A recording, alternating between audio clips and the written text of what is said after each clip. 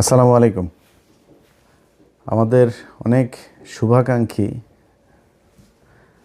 তাদের অনেকের ফোন পেয়েছি কালকে থেকে এখন পর্যন্ত। অনেকে টেক্সট করেছেন, অনেকের ফোন ধরেছি, অনেকের ফোন ধরি নাই।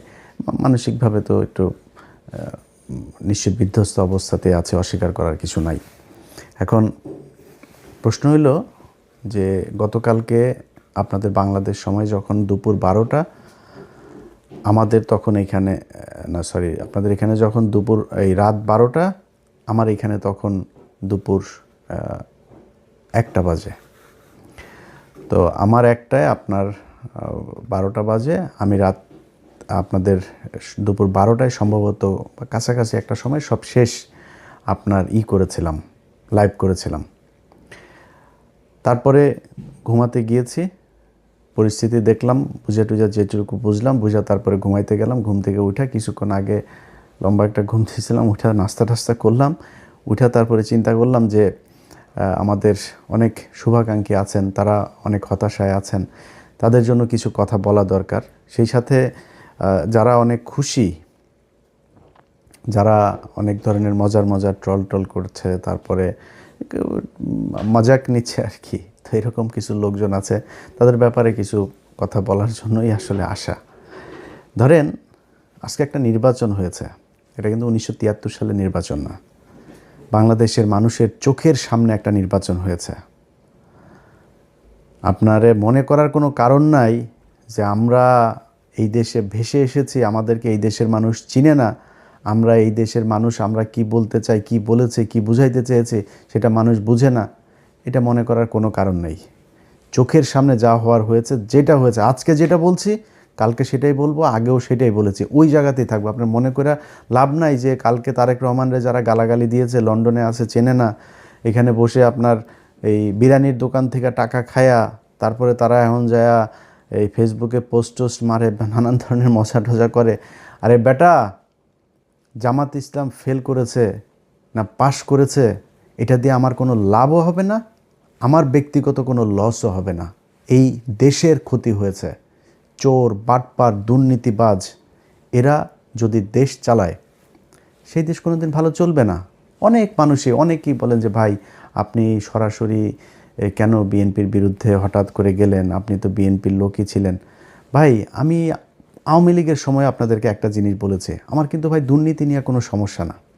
এই যে বিএনপিতে দেখেন না, আপনারা লেখা দিলাম যারা অনেক মজা টজা করছেন না, অনেক খুব ভাবসাব নিচ্ছেন, এমপি হয়েছেন। এবারটা এমপি হওয়ার উদ্দেশ্যটা কী রে তোর? তুই চুরি করার জন্য, জাস্ট চুরি করার জন্য এমপি হয়েছিস। উপর শ্রেণীর এই চোর, তোর সন্তান একটা এমপি, চোখ বন্ধ করে বলে দিবেন বিএনপি কিংবা আওয়ামী লীগের, চোখ বন্ধ করে বলে দিবেন ও যদি এমপির ছেলে হয় ও চোর। ওর পেটের মধ্যে পাড়া মারলে চুরির টাকা বের হবে, চুরির ভাত বের হবে, খাবার বের হবে। ও যে গাড়ি চড়ে সেটা চুরির টাকার, এই বাংলাদেশের জনগণের চুরির টাকা দিয়ে। ওর বাপ এত টাকা বেতন পায় না যে ছেলেরে অস্ট্রেলিয়া, ইউকে, ইউএসএ সেখানে নিয়ে পড়াশোনা করায়। সব এমপিদের ছেলেমেয়েরা বিদেশে পড়াশোনা করে, সবার, একজনও বাদ নাই। কিছু হইলেই তারা বিদেশে টাকা পয়সা কেমনে পাঠাবে, পোলাপান্ডে কেমনে বিদেশ পাঠাবে, আর পাতলা পায়খানা, হাঁচি কাশি যাই হোক, তারা সিঙ্গাপুর, থাইল্যান্ডে গিয়ে ট্রিটমেন্ট নেবে। এটা কমন জিনিস। টাকাটা কোত্থেকে আসে? তোরা চোর, বাংলাদেশে এই চুরি করে তারপরে রাজনীতি করে। কিন্তু এটা নিয়ে কিছু বলতাম না, কারণ চুরি করে আপনি যদি নাকি এখন থামাইতে যান, এটা থামাইতে পারবেন না। বা এটা একদম ইস্টাবলিশ হয়ে গিয়েছে যে এরা চুরি করবেই, এটা এইভাবেই চলবে। কালকে একজনকে আমি বলছিলাম যে যে কোনো এক পুলিশ অফিসারের আপনার সাথে কথা হচ্ছিল, আমি তার বললাম যে ভাই, ওনার সাথে কথা বলার সময় ভাবি আবার পাশে থেকে বলছে যে ভাই কী অবস্থা, সেই মাঝে মধ্যে কথা টথা হয়। তা আমি ভাবি সালাম, এই ভাই তো ভোটটা দিবে না, দাঁড়িপাল্লায় আপনি কিন্তু দিবেন। তো উনি এই বলল, ওনার হাজব্যান্ড আমার আবার বলল যে কয় ভাই আমরা দাঁড়িপাল্লায় ভোট দিতে পারবো না, এটা আমাদের এই উপরের একটা হয়েছে, সিদ্ধান্ত হয়েছে যে আমরা এই দাঁড়িপাল্লায় ভোট দেবো না, ধানের শীষ। আমি বললাম ভাই কেন এটা এত হইলেন? কয় না ভাই আমরা এটা যদি তার দাঁড়িপাল্লা যদি আসে তাইলে আমাদের সমস্যা হবে। মানে বুঝছেন তো, ওই ঘুষ খাবে, ওইটা ও একদম এই মাইন্ডের ভিতরে, মাথার ভিতরে ঢুকিয়ে রেখেছে যে ও ঘুষ খাইয়েই মরবে, ও ওর ঘুষ দিয়েই চলতে হবে, ও সৎ হবে, এই চিন্তাভাবনা ওর মাথার ভেতরে নাই। এ নাকি তার আরও ঊর্ধ্বতন কিছু অফিসার সহ নাকি তারা এই করেছে, না জামাত ইসলামরা আসতে দেওয়া যাবে না। এই হয়েছে গিয়া মানে বাংলাদেশের অবস্থা। এই জায়গা থেকে আপনি রাতারাতি চলে আসবেন, এটা সম্ভব না। এরা করে, আরে বাবারে বিএনপি এসেছে, বিএনপি তোর সমস্যা কি? তোর লাভটা কি? ধান্দাবাজি করবি এখানে বসে বিরিয়ানির দোকান থেকে টাকা খাইতি, এখন ওইখানে যায় বাংলাদেশে যায় 5 স্টার হোটেল, ওই যারা টেম্পু থেকে টাকা টুকা উঠাবে ওদের কাছ থেকে তোরা চান্দা নিয়ে খাবি। এটাই তো একটা টেলিভিশনে যায় না বসবি, এরপরে ওইখান থেকে বসে তারপরে ধান্দাবাজি করবি বিভিন্ন জায়গায়। তোর এই যে এমপির কাছে যে এলাকার পোলাপান যে যায় টাকা পয়সাগুলি দেয়, এটা কিসের টাকা? যে ভিক্ষা করে ওর টাকাও তোদের পেটে যায়। এই যে এমপিদের পোলাপান যারা আছিস, তোদের পেটের মধ্যে ভিক্ষা করে ফুটপাতে বসা ল্যাংরা খোরা যেসব মানুষ যাদেরকে আল্লাহ কোনো না কোনো কারণে প্রতিবন্ধী বানিয়েছেন, এরা হালাল ইনকাম করে। ভিক্ষা হালাল, কিন্তু খুব নিম্নমানের হালাল, কিন্তু হালাল, এটা হারাম না। সেই মানুষের টাকা তোদের পেটে আসে, কারণ ওই যে ভিক্ষা করে না, ওরা কিন্তু চাঁদা দেয়, চাঁদা না দিয়ে কেউ বসতে পারে না। এই চাঁদার এই টাকাও তোদের পেটে। সো এমপিদের তোরা এই এমপি হয়েছিস, এই আবার ভোট চুরি করে এত খুশি হয়ে তারপরে এত ভাল লাগে কথা বলতে। আরে বাবারে মনে হয় বিরাট একটা ব্যাপার, বা কি ভাই কি হইলো, আরে বাবা বিশাল ব্যাপার। কি করবি? চুরি করবি? কোনো ভালো উদ্দেশ্য আছে? একজন এমপি বল আমার বিএনপির একজন এমপি আছে যার কিনা উদ্দেশ্য আছে আসলে দেশের এই করা, দেশের সেটা মারা। এরা এই যে কথা বলে দেশের মানুষের জন্য কিছু, আল্লাহর পর সালারা, তুই মানুষের জন্য যদি কিছু করতে চাইতি তো সম্পত্তি কমে? কোনো এমপির সম্পত্তি কমে জীবনে কোনো দিন? ওই এমপি হইলে ওর যদি 5 কোটির মালিক হয়, পরের বছর এই হলফনামার মধ্যে যাই করে। এই হইল গিয়ে অবস্থায় এই হলফনামাটা নিয়েও এই ইউনূসের সরকার এই শয়তানি করেছে। আওয়ামী লীগের সময় হলফনামাগুলো অনলাইনে দেখা যাইত। কয়েকদিন আগে এই নির্বাচন কমিশন আসার পরে হলফনামাগুলো সব বন্ধ করে দিয়েছে। বন্ধ করেছে কেন জানেন? 2018 সালে এইবারের অনেক বিএনপির প্রার্থীদের হলফনামা ওইখানে ছিল।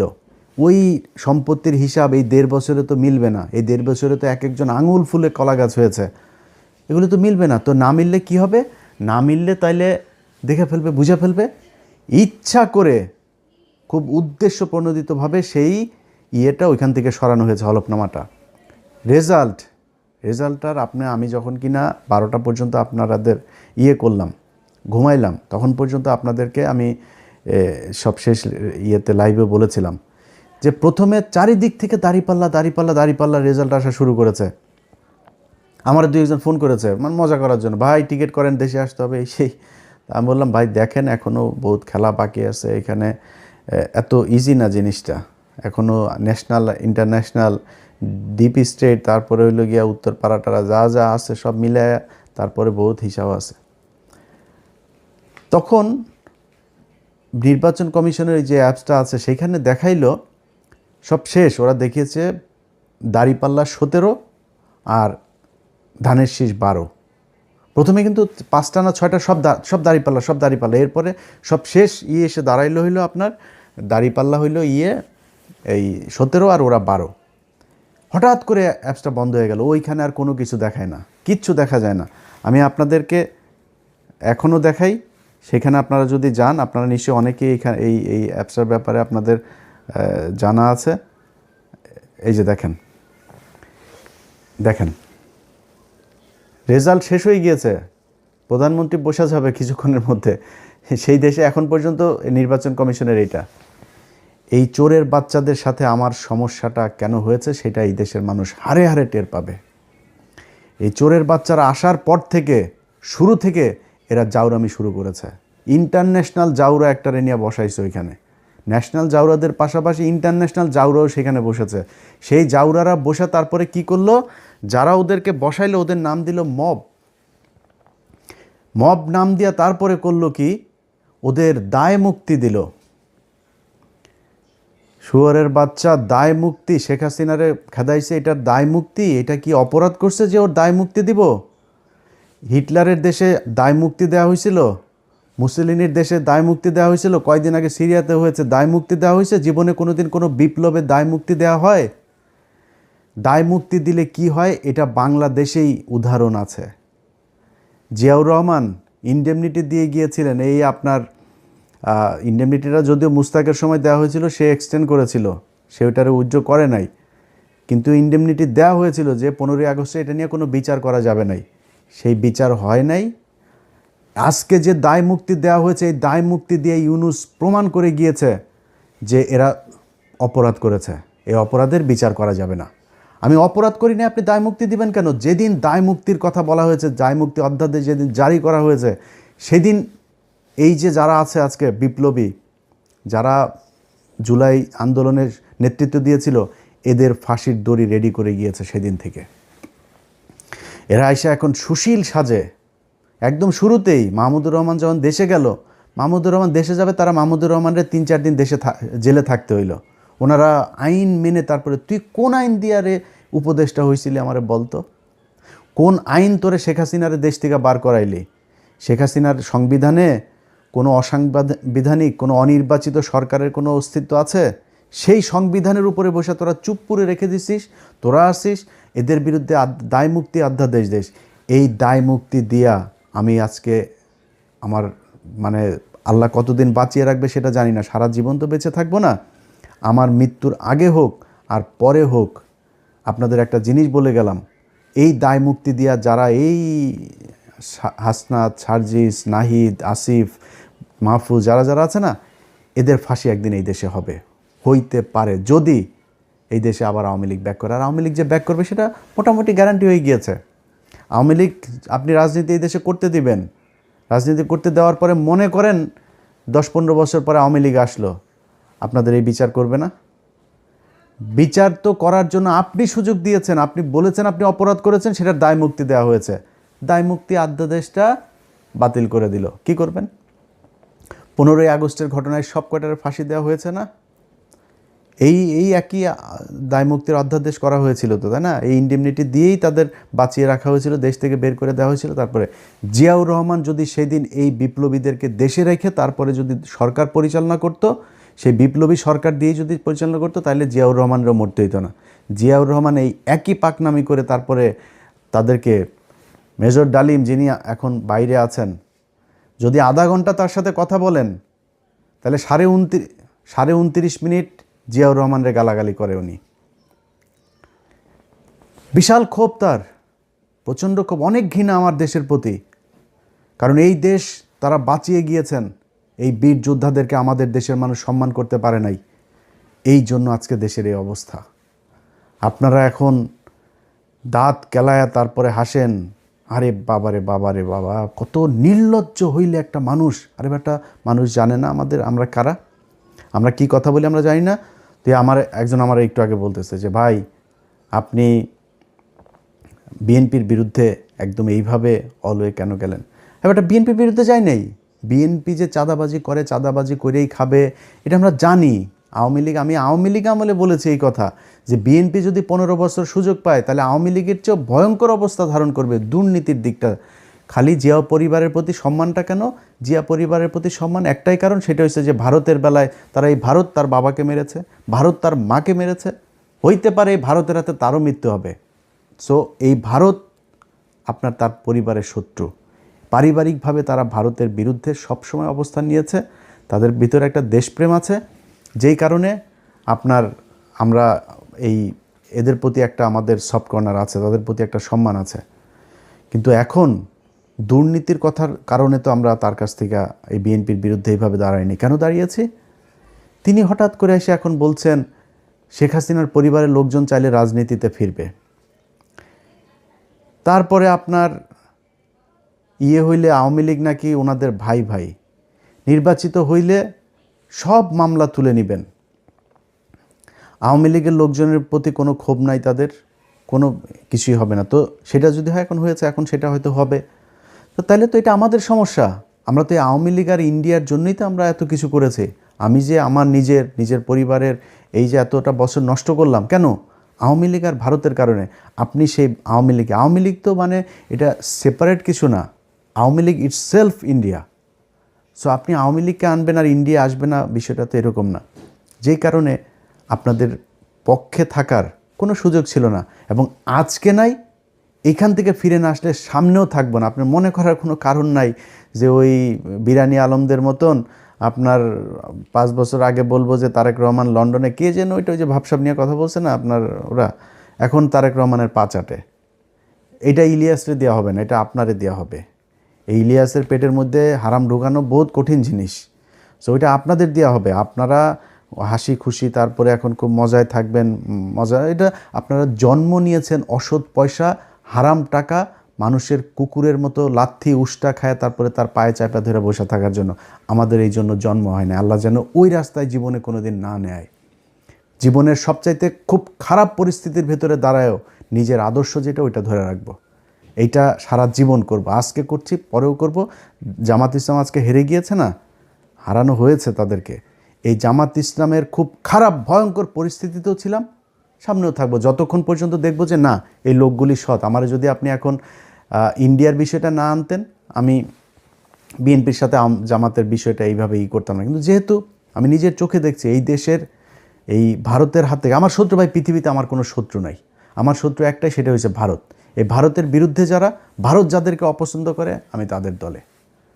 সো তারা স্পষ্ট অবস্থান নিয়েছে, তারা সরাসরি বলেছে যে খালেদা পুত্র ভারতের সাথে সমঝোতা করে দেশে ঢুকেছে। তাদের পত্রিকা নিউজ করেছে। এই কয়েকদিন আগে তাদের এক মিলিটারি অফিসার, খুব ঊর্ধ্বতন অফিসার, রিটায়ার্ড, সে বলেছে যে যেদিন বলেছে যে দিল্লি না ঢাকা, ঢাকা ঢাকা, দিল্লি না পিন্ডি, ঢাকা ঢাকা ঢাকা, এই ঢাকা না পিন্ডি, ঢাকা ঢাকা, এটা যেদিন বলেছে সেই দিনই বিএনপি শেষ হয়ে গিয়েছে, সেদিনই বিএনপি ভারতের পক্ষে চলে এসেছে। মিলিটারি অফিসার বলেছে এই কথা। তো এর মানে হলো কি যে আপনার ভারতের সাথেও তাহলে নিশ্চয়ই কিছু একটা হয়েছে, আমরা তো সেটা এখনও জানি না সেই ঘটনা কি হইলো আসলেই কি। তো এই জিনিসগুলি আমরা দেখলাম সেই শুরু থেকে এখন পর্যন্ত।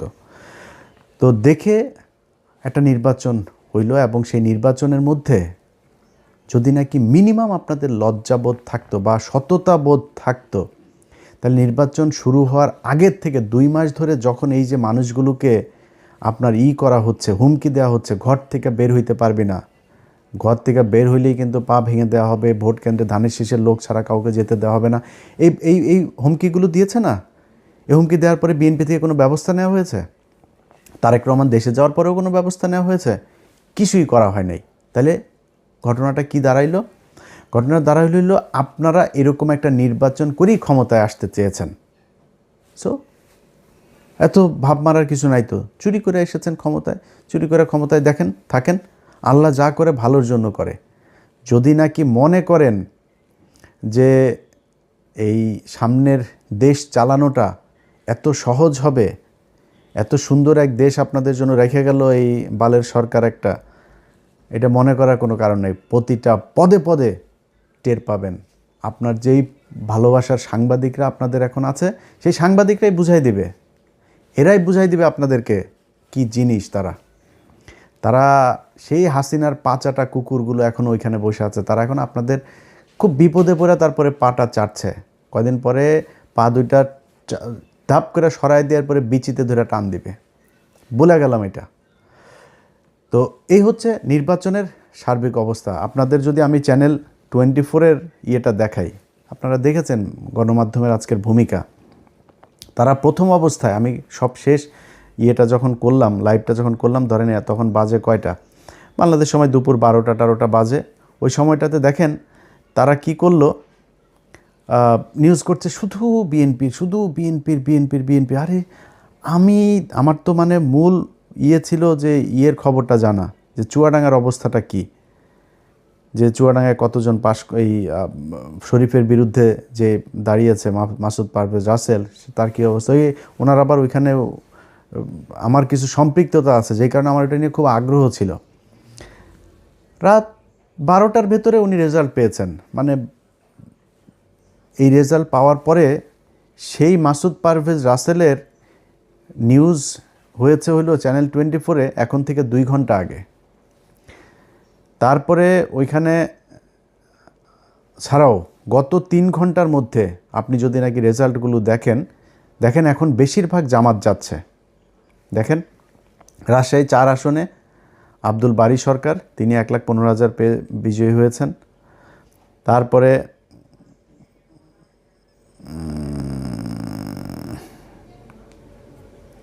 তারপরে ধরেন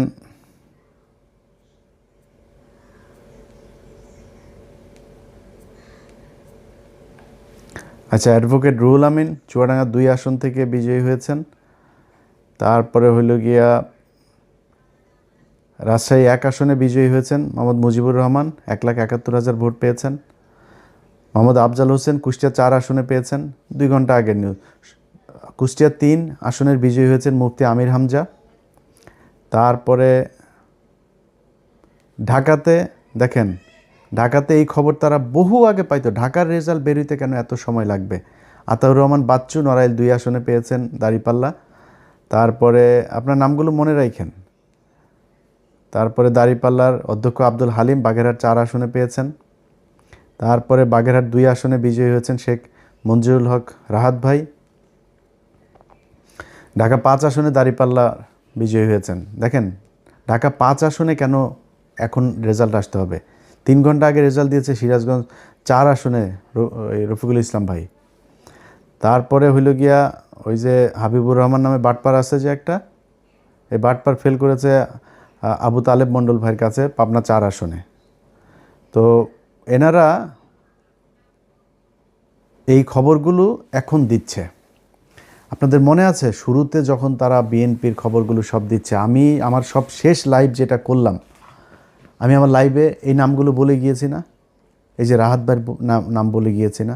এই যে চুয়াডাঙ্গা 2টা আসন, এই যে মুফতি আমির হামজা সহ কুষ্টিয়া 3টা আসনের কথা, বাগেরহাট আসনের কথা, এগুলো বলে গিয়েছি না? সেই রেজাল্ট এখন আসছে। কেন আসছে? এখন কেন আসছে?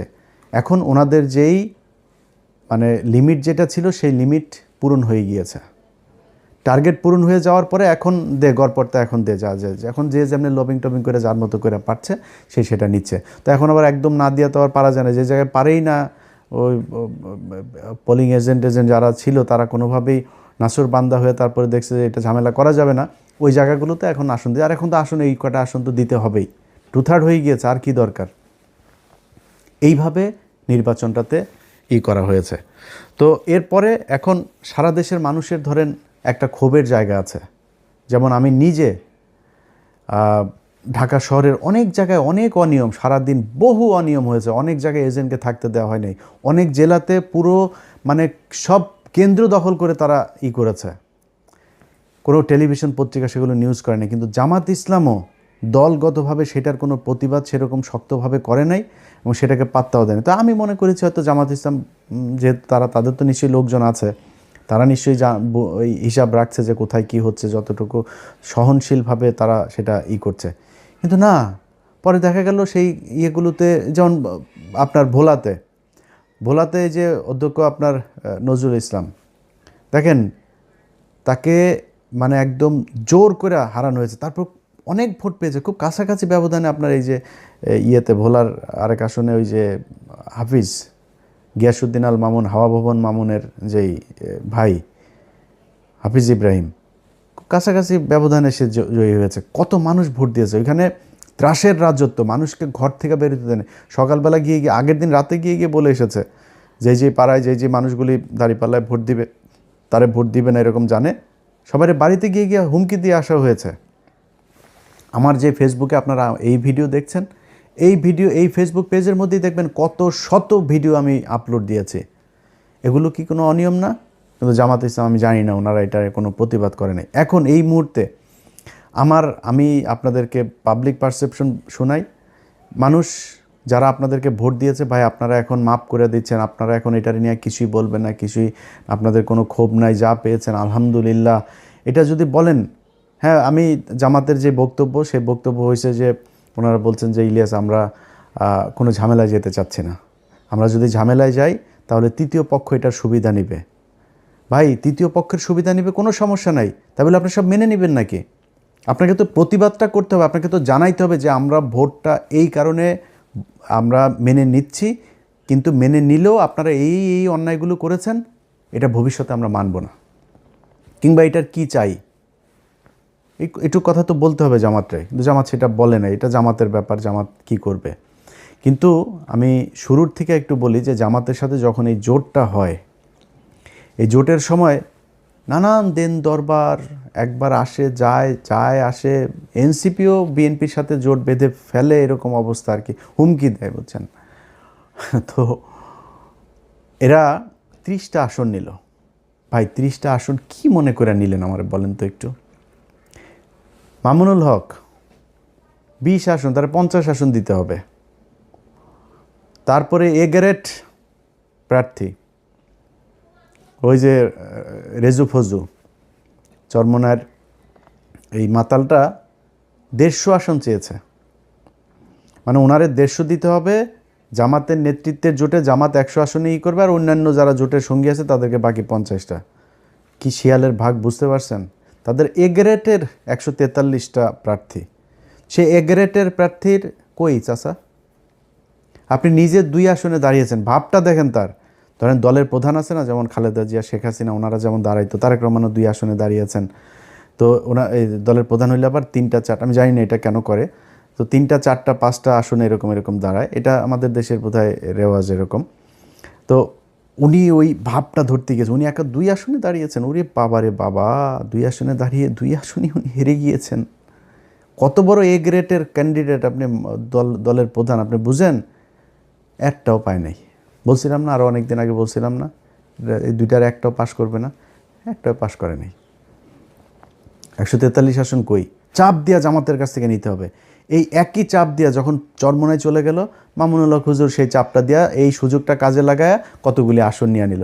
ভাই আপনার সবগুলি আসনে এই যে এনসিপির পোলাপানগুলো, তাদের একটারও টাকা পয়সা নাই তো, এদের জামাতের টাকা পয়সা দিয়া তারপরে বিভিন্ন মানুষজন তাদের সাহায্য সহযোগিতা করে তারপরে তাদের নির্বাচনের খরচটা জোগাইল।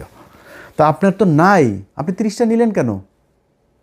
এদের অনেকেই আছে যারা টাকার অভাবে অনেক সমস্যায় পড়তে হয়েছে। তা আমি নিজে যতটুকু পেরেছি, এরে ওরে না তারে বলে টলে এরকম আমি নিজে থেকেও বলেছি অনেককে, তা এরা হয়েছে। তারপরে জামাত ইসলাম তো তাদের সহায়তা করেছেই। তো এইভাবে তো আপনি 30 আসন নিলেন কেন? এই যে চুয়াডাঙ্গা 1 আসনে, এটা আমার ইস্যু। আমি এই শরীফকে নিয়ে 15 মিনিটস করেছিলাম। বিশাল চাঁদাবাজ, ধর্ষক, একটা মেয়েকে ধর্ষণ করে, তারে ভুয়া বিয়ে করে তারপরে শারীরিক সম্পর্ক করে মেয়েটারে তারপর ছেড়ে দিছে। সেই মেয়েটা যখন তারা চাপ দিছে, তারা মাদকের আসামি বানায় জেলখানা, এখনও জেলে আছে সেই মহিলা। সেই মহিলা একজন বিএনপির কর্মী, তার ভাই বিএনপি আওয়ামী লীগের সময় অনেকবার জেল খেটেছে, অনেক নির্যাতন সহ্য করেছে, অনেক মামলা আছে তার নামে। সেই ছেলেটার বোনটাকে আপনার, ওর বোনটাও জামাত এই বিএনপি করতো, একই সাথে রাজনীতি করতো, গান গায় মহিলা। সেই গানের শিল্পীটাকে আপনার জেলখানায় নিয়ে রেখে দিয়ে এখনও সে জেলে।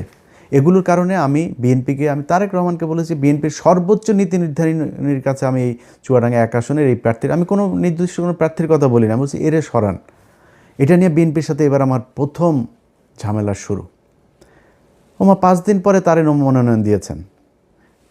এত ঘাটতারামো করা তো ভাই ভালো না, তাই না?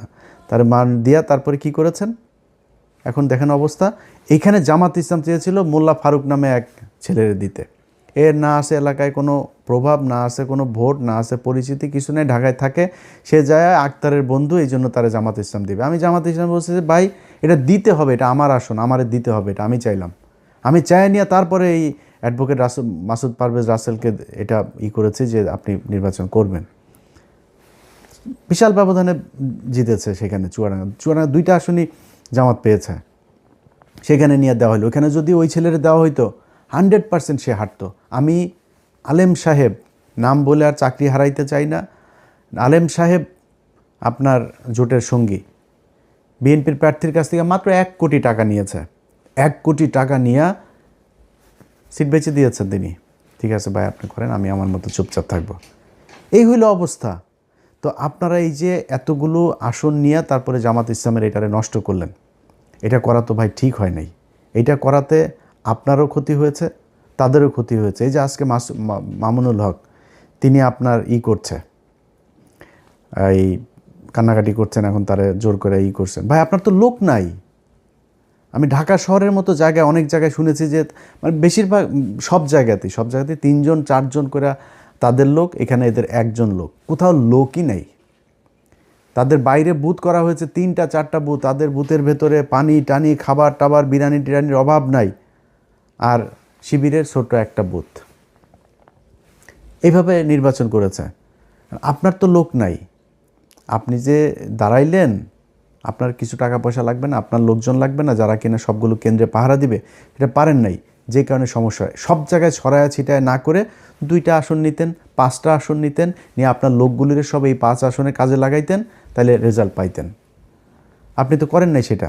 আপনাকে মানুষ ভোট দিয়েছে, ভোট আপনারে দেয় নাই, ভোট এই ধানের শীষের বিরুদ্ধে মানুষ ভোট দিয়েছে। এবার নৌকারে যেভাবে ঘৃণা করেছে, এবার ধানের শীষে 1.5 বছরে মানুষ ওই ঘৃণা করেছে, করে আপনাদেরকে ভোট দিয়েছে। এই দেশের মানুষের দোষ দেওয়া লাভ নাই। আপনাদের ভোট দিয়েছে, আপনারা সেই ভোট গণনা করে সেই রেজাল্টটা আপনারা ঘরে আনতে পারেন, এটা আপনাদের ব্যর্থতা। তারপরেও মন্দের ভালো হইল, এই দেশের মানুষ ভালো আর মন্দের মাঝখানে যেই দেয়াল, সেটা তারা চিনতে শিখেছে।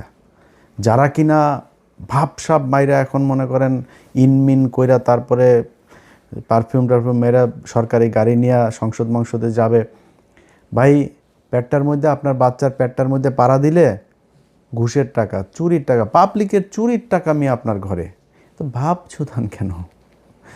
আপনারা চুরি করে তারপরে এমপি হইছেন, চোরের মতো থাকবেন, তো ভাব মারার কিছু নাই।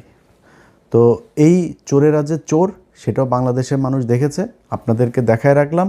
একটু নিজের ছোট মনে হয় না? যারা মনে করে বোধহয়, আমি আমার ইয়েতেও দেখলাম, আমার এই কি বলে ফেসবুকের লাস্ট যে পোস্ট ছিল, সেখানে আমি দেখলাম অনেকে কমেন্ট করেছে, কিরে তুই কই হারাই গেলি কেন? এবার আমি কি চুরি করছি? আমি চোর, আমার পেটে ঘুষের টাকা, আমার পাশে পেটের মধ্যে চুরির টাকা, তোর বাচ্চাদের পেটের মধ্যে এখন সরকারি গমের টাকা যাবে, সরকারি চালের টাকা যাবে, ভিজিএফ কার্ডের টাকা যাবে, ফ্যামিলি কার্ডের টাকা যাবে তোর সন্তানদের পেটের মধ্যে, তোরা খাবি এগুলি।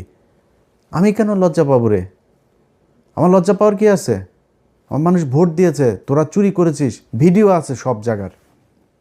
মনে করেন যে আপনারা এখন ওনারা বলতে পারে যে ভাই সব জায়গাতে হয় নাই, সব জায়গাতে হয় না, এটা আপনারা বললো আগে, প্রতিটা আসনে হয়েছে, ইচ অ্যান্ড এভরি কনস্টিটিউয়েন্সি, কিন্তু যেটা হয়েছে কোনো জায়গায় কম হয়েছে, বেশি হয়েছে। এখন আপনি মনে করেন যেই জায়গাগুলোতে আপনারা করলেন, দেখলেন, আপনার দল থেকে বলা হয়েছে যে এই জায়গায় আমরা চুরি করে জিতছি, ভাই এই জায়গায় চুরিটা একটু বেশি হয়ে গেছে, আরবার নির্বাচন করব, বলছেন নাকি এখন পর্যন্ত? এই যে 2-3 মাস ধরে আপনার হুমকি দেওয়া হচ্ছে, ভোট কেন্দ্রে যাইতে দিবে না, ভোট কেন্দ্রে গেলে হাত পা গুঁড়া করে দিবে, তাদের বলা হয়েছে নাকি এই তোমার দিব না, নির্বাচন করতে দিব না? এই চুয়াডাঙ্গার কালকের দিনের ঘটনা, ভোট চলাকালীন সময়, আমার পেজে যায়েন ভাই, সব আছে এখানে।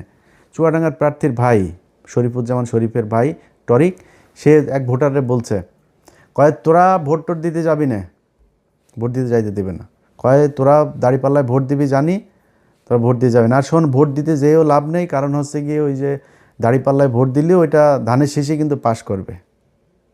দেখেন আমার পেজের মধ্যে যায় দেখেন, গেলে এখানে পাবেন, সব কিছু আছে ওই জায়গায়। এটা হয়েছে, এইভাবেই নির্বাচনটা হয়েছে। তা আমরা লজ্জা পাবো কেন রে?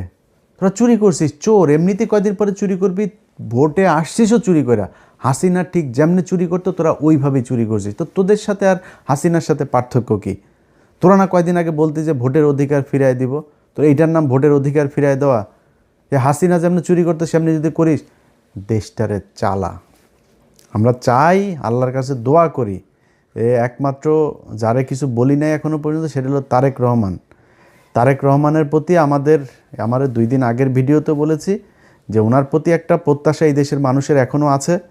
উনি দেশ কেমন চালাবেন আমরা জানি না, আশা করি উনি ভালো কিছু করবেন, অন্তত ভারতের ওই ফাঁদ থেকে তিনি বের হয়ে আসবেন। দুর্নীতি তারেক রহমান আপনি নিজে চাইলেও ঠেকাইতে পারবেন, ওইটা আপনার সম্ভব না, কারণ আপনার দলের মোটামুটি সবই চোর, আপনি ওইটা ঠেকাইতে পারবেন, ওইটার সমস্যা নেই, ওইটা আমরা মাইন্ড করি না।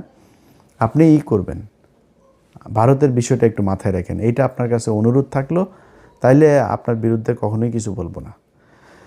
তো ওনাদের এই জায়গাগুলোর বিষয় নিয়ে আমাদের অনেক ছিল, চুরি টুরির এই বিষয়গুলো নিয়ে, যেগুলোর কারণেই আমরা আজকে সারাদিনই আপনার নির্বাচনের সারাদিনই আপনাদেরকে সেই জিনিসগুলো দেখিয়েছি।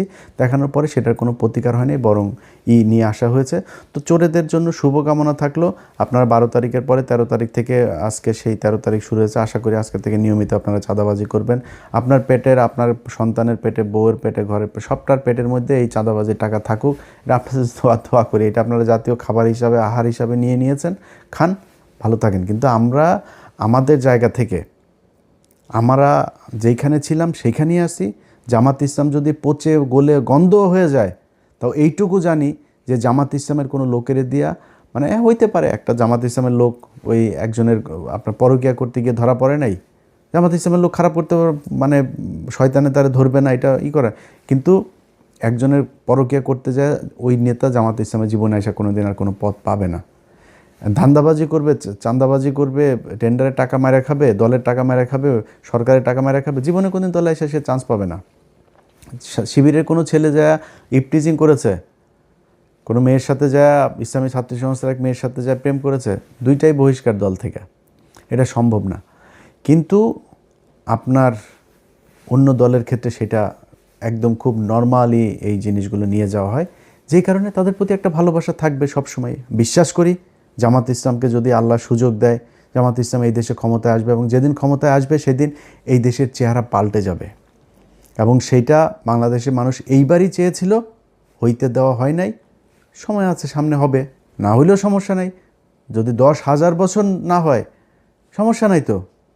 আমি কি মানে আমার চোখের সামনে আমি মানে জল জল করে আমার যদি আপনি দাঁড়িপাল্লার ধানের শীষ দাঁড় করায় দেন, হয়তো এখন যেভাবে বলি এভাবে বলতাম না, আমি জীবনে ভোট দিতাম নাকি ধানের শীষের। আমি মানে দুইটারে যদি আপনি এক জায়গায় আমার বলেন যে দুইটার কারে ভোট দিবা, আমি দিব। কারণ গত 1.5 বছরে তো আমরা দেখলাম আপনাদের প্রতি যেই ভালোবাসা ছিল, এই 1.5 বছরে আপনারা এত তাড়াতাড়ি যে অমানুষ হয়ে যাবেন, চাঁদাবাজ হয়ে যাবেন, এটা তো বুঝতে পারি নাই ভাই। কয়দিন আগে জেল খেটেছেন, এই নির্বাচনে আজকে এমপি হবেন, এটা চিন্তা করেছেন? অনেকের জেলখানায় ফাঁসি হইতো। এই যে আজকে বাবর ভাই, ওনার ব্যাপারে আমি ওনার লোকজন চাঁদাবাজি করে কিনা আমি জানি না, কিন্তু বাবর ভাই আজকে ওনার ফাঁসি হওয়ার আসামি। উনি এখন আজকে এমপি বানিয়েছেন আল্লাহ ওনাকে। আমি জানি না উনি জিতেছেন কিনা, যদি হয়ে থাকেন আমি চাই উনি এমপি হোক, আল্লাহ ওনাকে জেতাক। উনি কই ছিল? এইটুকুতেই ভাই সন্তুষ্ট হওয়া দরকার ছিল। আপনি জামাত ইসলামের কি হারানোর কিছু আছে নাকি রে ভাই? জামাত ইসলাম কি যায় দলে যায় চাঁদা খাবে? জামাত ইসলাম ওইখান থেকে যায় ইনকাম করবে? জামাত ইসলাম যেইটা করতো জামাত ইসলাম এখন ওইটাই করবে। জামাত ইসলাম হারানোর কিছু আছে? ওরা এই গত 15 বছরে যে নির্যাতন সহ্য করেছে, ওদের আবার কি? ওদের নিষিদ্ধ করে রাখা হয়েছিল, একদম নিষিদ্ধ জঙ্গি গোষ্ঠীর মতো আচরণ করা হইতো ওদের সাথে। সেই দলটা আজকে যেখানে এসেছে, এটা ওদের জন্য বিশাল ব্যাপার। এনাফ ওদের জন্য। ওরা কিছু হারায় নাই, এই দেশের মানুষ হারিয়েছে। আমার আজকে যদি জিজ্ঞেস করেন যে ভাই আপনার কেমন, আপনার কি সমস্যা, আপনার কি হইলো, আপনি কতটুকু ভাই আপনার তো হয়ে গেল, আমার কিছু লস হয়নি ভাই। আমারে আল্লাহর রহমতে আর্থিকভাবে আল্লাহ যথেষ্ট সচ্ছল রেখেছেন, আল্লাহর রহমতে ভালো আছি, আল্লাহ সুস্থ রেখেছেন, হাত পা দিয়ে কাজ করে খাইতে পারি, এটা এনাফ। কিন্তু সমস্যাটা কি হয়েছে জানেন? যেটা গতকালকের ভিডিওতে বলেছিলাম, নির্বাচনের আগের দিনে যে ভিডিও, যে কিছু কাজ ছিল যেই কাজগুলোর জন্য এই ইউনূস সরকারের সাথে আমার সব সমস্যার শুরু। সেটা হচ্ছে এই যে বিডিআরের লোকগুলোরে তাদেরকে কথা দিয়েছিলাম যে ভাই যদি জামাত ইসলাম আসে আপনাদের জন্য সর্বোচ্চ করব।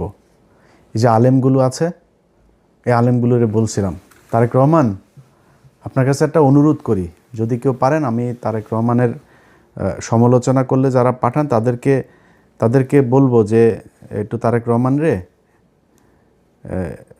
ওগুলি না দেখায় এটা ওনারে বললেন যে একটু 2 মিনিটের জন্য একটু খোঁজটা নিতে। আমি জাস্ট আপনাদের ক্লু দিয়ে দেই। দেখেন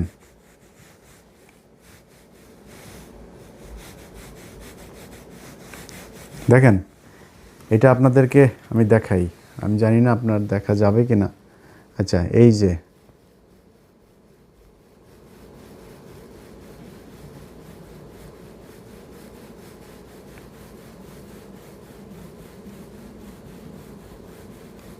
দেখেন কত লম্বা জিনিস। এই জিনিসটা যেটা দেখলেন না, আরও আরও আরও আছে, আরও অনেক আছে, আরও অনেক অনেক অনেক, প্রায় 1,500 মানুষের তালিকা এখানে। এই মানুষগুলো এখনও জেলখানায় আছে। মামুনুল্লাহ খুজুর, আপনি যে আজকে এমপি হওয়ার জন্য যে তোড়জোড়টা করছেন না, আপনি এই জেলখানায় যারা আপনার পা ধুইয়া দিত, নিজের বাসা থেকে খাবার নিলে নিয়ে আপনারে দিয়ে আসতো, আপনার ভোর রাতে উজু করার জন্য যা পানি নিয়ে আসে দিত, সেই মানুষগুলো এখনও জেলখানায় আছে হুজুর। খোঁজ নেন নাই আপনারা। 1.5 বছর আপনি এই আফগানিস্তান ঘুরতে যান, জেলখানার মানুষগুলোরে ছাড়াইতে পারেন নাই। এটার নাম জেহাদও না, এটার নাম ইসলামও না, আপনারা করেন নাই। তো যে দুইটা জিনিস বললাম, আমার বাংলাদেশের যত প্রভাবশালী, এটা সেনাপ্রধান হোক আর ইউনূস হোক, আসিফ নজরুল হোক, সবার সাথে আমার গ্যাঞ্জাম বেঁধেছে দুইটা জিনিস নিয়ে। সেটা হলো বিডিআরের এই লোকগুলোকে, এটা কেন জানি মায়া লাগে এদের জন্য। এখন কী বলবো বলেন, আরে আলেম এই দুইজন আর আরেকটা জায়গা আছে, সেটা হইলো যে ওই যে ফেনীতে 16 জন মানুষ কন্ডেম সেলে পড়ে আছে, তাদেরকে এই বনজ কুমার একদম আপনারা তদন্ত করেন আবার আপনার মতো, আমি আমার মতো তদন্ত করেছি, 15 মিনিটস করেছি, সেখানে দেখিয়েছে সেগুলো কি হয়েছে। যদি পারেন ওই মানুষগুলোরে একটু ছেড়ে দিন।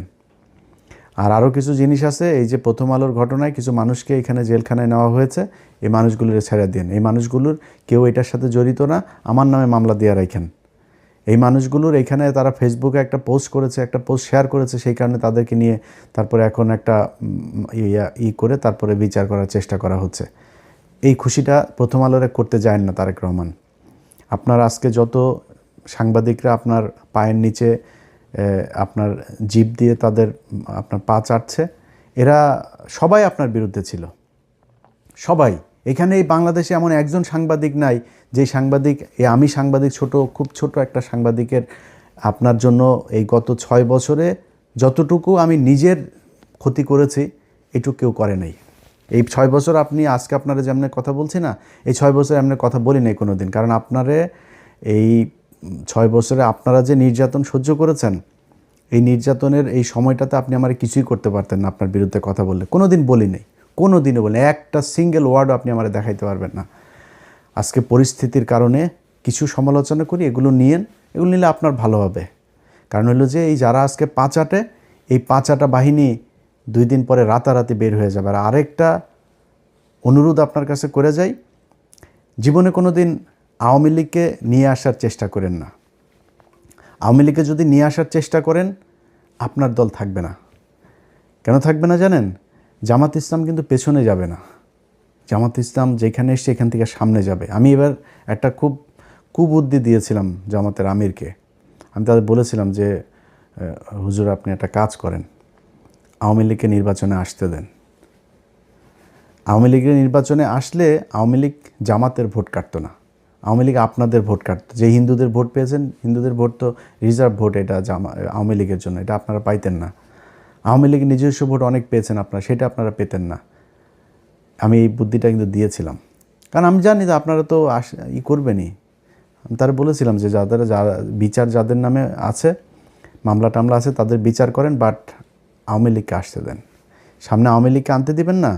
এই দেশে আপনাদের দুই চেতনার, আপনারাও তো নাকি 71-এর চেতনার দল, এখন আগে জানতাম না, এটা নতুন করে জানতে পারছি। তো আপনাদেরকে যারা চেতনার দল আর আওয়ামী লীগ চেতনার দল, এই দুইটার মধ্যে একটা থাকবে, দুইটা থাকতে পারবে না। জামাত অন্য লাইনের, ওই লাইনের লোক যারা, তারা জামাতের পেছনেই থাকবে। যাই হোক, ভিডিওর শেষে বাংলাদেশের মানুষের জন্য একটা বাংলাদেশের মানুষের কাছে আসলে ক্ষমা চেয়ে নিচ্ছি যে আপনাদেরকে বিশাল স্বপ্ন দেখিয়েছিলাম, সেই স্বপ্ন বাস্তবায়ন করতে পারি নাই। কেন পারি নাই সেটাও আপনারা জানেন। আপনারা ভোট দিয়েছেন কি দেন নাই, এটা আপনি নিজেকে জিজ্ঞেস করেন। আমরা একটা নীরব বিপ্লব দেখেছি এই দেশে। মানুষ জোর করে এসে 6টা থেকে এসে আপনার ভোট কেন্দ্রে এসে দাঁড়িয়ে থেকেছে। মানুষ ঝগড়া করেছে ভোট কেন্দ্রের ভেতরে 8-10 জন বিএনপির ক্যাডারদের সাথে তারা তর্ক করে নিজের ভোট নিজে দিয়ে এসেছে, এগুলো আমরা দেখেছি। সো আপনারা আপনাদের দায়িত্ব পালন করেছেন। আমার আসলে দায়িত্ব তো, আমি তো আর কোনো রাজনৈতিক দল না, আমি মাঠেও নাই। আমার না বলবো জামাত ইসলাম দায়িত্বটা খুব ভালোভাবে, বোধহয় এই দায়টাও জামাত ইসলাম আমার মনে হয় তারা নেবে, এবং আপনাদের কাছে জামাত ইসলামও নিশ্চয়ই এই ক্ষমাটা চাবে। আর জামাত ইসলামের জন্য শুভকামনা থাকলো। তাদের সততা যতদিন আছে, এই সততা নিয়ে তারা বাংলাদেশের মানুষের পাশে থাকবে, এটাই অনুরোধ থাকবে। আবারও সবাইকে শুভেচ্ছা জানিয়ে, ভালোবাসা জানিয়ে, নতুন একটা বাংলাদেশ, যে বাংলাদেশটা অন্তত হাসিনার মতো হবে না, এমন একটা বাংলাদেশ দেখতে চাই। এই বিএনপি তো আজকে হয়তো নির্বাচনের কারণে বিরোধিতা করেছি, তো এই বিএনপি তো আজ থেকে 1.5 বছর আগেও তো তারা আমার খুব আত্মার লোক ছিল, তাই না? এদের মধ্যে অনেক মানুষ এখনও আমাকে ভালোবাসেন। তো তারা দেশ চালাবে, আশা করি হাসিনার মতো সেই জঙ্গি খেলা, সেই ভারতের সাথে স্বামী স্ত্রীর সম্পর্ক, এগুলো যদি না করে, তাদের সাথে সম্পর্ক খারাপ থাকবে না মনে হয়। নির্বাচন যদি আবারও আসে 5 বছর পরে, নির্বাচনী প্রতিদ্বন্দ্বিতা করতে গেলে আবারও জামাত ইসলাম যদি নির্বাচন করে, আবারও জামাত ইসলামের পক্ষেই থাকবে। আগেই বলে রাখি, এটা আর মনে করেন আমি আবার বিরিয়ানির দোকানের ওই মাল না, কিন্তু আমি ওই মাল টাকা দিয়ে 2 দিন পর পর পা চাটাইতে পারবেন, আমি ওই জিনিস না। আবার নির্বাচন সামনে আসলে আবার ওই জামাত ইসলামের পক্ষেই থাকবো। যদি এই 5 বছর দেখি আপনারা ভারতের ব্যাপারে সুন্দর পদক্ষেপ নিয়েছেন, করেছেন, তাহলে যে কোনো দিন আবার আপনাদের প্রশংসা করে কথা বলবো, আমার কোনো সমস্যা নেই। আমি কারোর কাছে দায়বদ্ধ না ভাই, জামাতের থেকে বের হয়ে আপনার বিএনপির পক্ষে কথা বলবো, আর জামাত আমার টাকা পয়সা দিয়ে তারপরে আমাকে করেছে, তাদের দলে নিয়েছে, তারপরে তার টাকা পয়সা দেওয়ার ওই ফুটেজ বার করে দিবে, ভাই ওগুলি তো করি নাই কারোর সাথে, আপনার সাথেও করিনি, তাদের সাথেও করিনি, কারোর সাথেই করিনি। সো আমি কারোর কাছে দায়বদ্ধ না। আমার একটাই পরিচয়, একটাই, আমি অ্যান্টি ইন্ডিয়ান। ওই জায়গাতে আপনি যখন বলবেন আওয়ামী লীগরে আনবেন, ইন্ডিয়ার সাথে ভালো সম্পর্ক হবে, তারপরে আপনার ইন্ডিয়ান পত্রিকাতে আপনার কি বলে করবে, প্রশংসা করবে, তখন আমি বুঝবো সামথিং রং, তখনই আপনার বিরুদ্ধে আমি কথা বলবো। আদারওয়াইজ সব কিছু ঠিক আছে, চালায় যান। চুরি করে ক্ষমতায় এসেছেন, দেখেন দেশটা মোটামুটি চালান। অবস্থাও ভালো না, অর্থনৈতিক অবস্থাটা খুব একটা বোধহয় ভালো না, ঠিকঠাক মতো চালায়েন, এটাই চাই। 5 বছর পূর্ণ হন, ইনশাল্লাহ কথা হবে আবারও।